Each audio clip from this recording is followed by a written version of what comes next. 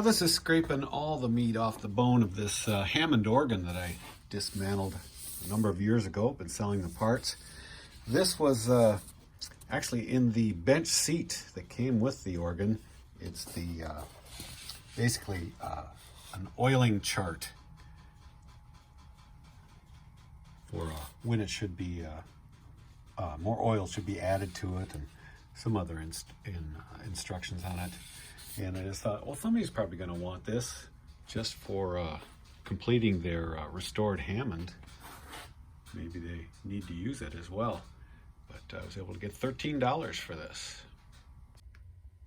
This is a die-cast model of a 1933 Willys Coupe. And still new in the box and all that. This one I had priced at $50 and took a best offer after probably a year or more up for sale for $25.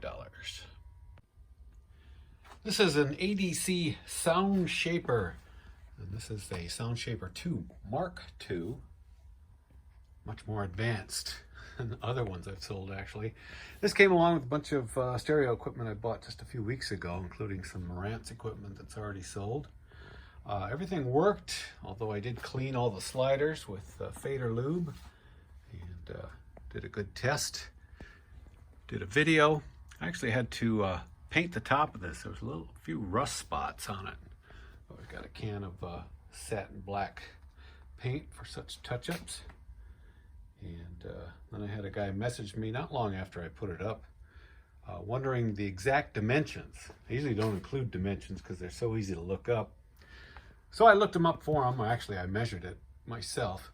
And right after I sent him back that answer, he bought it, $180.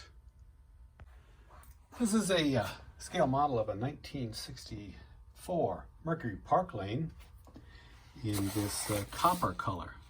I didn't have a lot of hopes for this, and it has been up for sale for quite a while.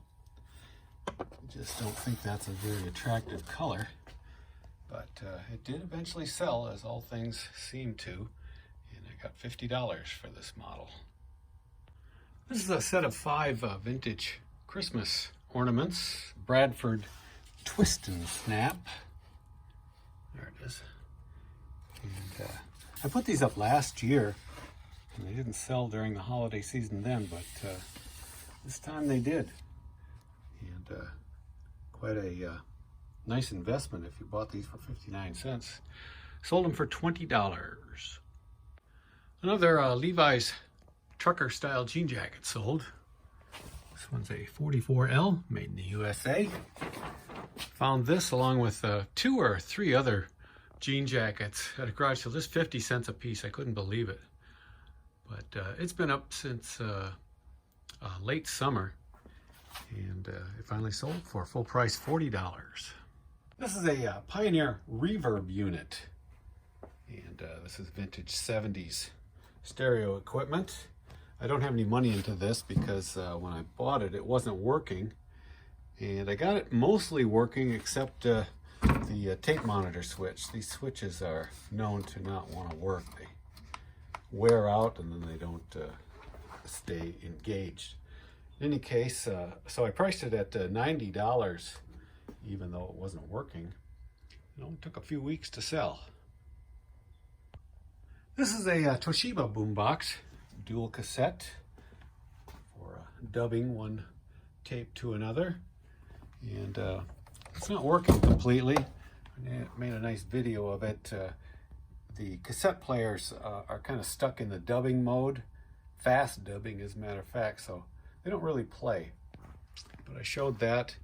It seems that the more complicated a boombox is, the more popular it is. As I've got a fully working Sony dual tape boombox priced far less than this one. I think maybe $40, $50. And it hasn't got any attention at all. But this Toshiba Bomb Beat SF75, I was able to sell non-working for $95. This is an old trimline phone. This is an actual Bell telephone. And It's been up for sale for a long time. Definitely under that 16-month-old rule, but works just fine. Really has an old style plug that's been modified to use with the modular plug. And this sold for $20. This is a London fog jacket with a zip-out faux fur lining. Super long tail. I could tell by the backdrop of the photos in the listing that this was 2 moves ago when I lived in a house in 2014, 2015, that time frame. But I just left it sit and it finally sold for 40 bucks. This is another super long tail item, probably 4 or 5 years. This lot of guitar magazines that I don't even remember how I acquired them. I'm sure I didn't pay anything for them. There's some interesting interviews in some of them. That's why I put them up, thinking that they would sell right away. But no, even at $20, they just have languished. And finally got a best offer of $11 for them. A couple more keys from the Hammond M3 organ that I dismantled a couple of years ago. These are selling, you know, every couple of months I sell 1 or 2. This guy wanted 2 of these, the same ones, the A keys, and they sell for $3 a piece.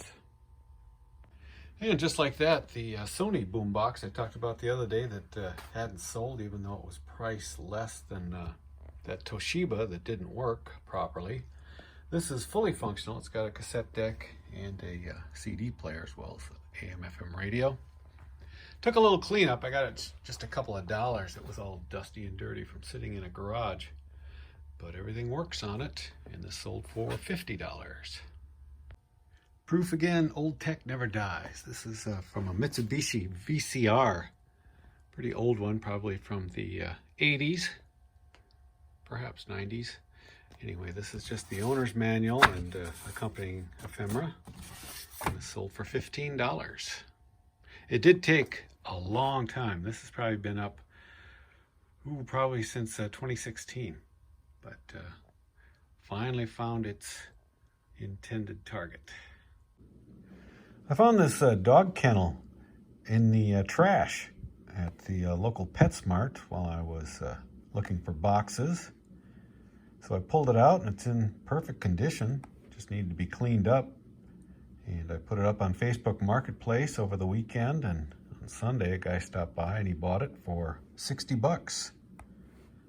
There's quite a few others up for sale on Facebook Marketplace, but of course Facebook Marketplace is where you go to see the worst ads ever written. It's like the old days of classified ads where you're being charged by the word. Hardly any descriptions at all, and I, of course, did a regular ad like I would on eBay, and it sold within just a couple days, 60 bucks.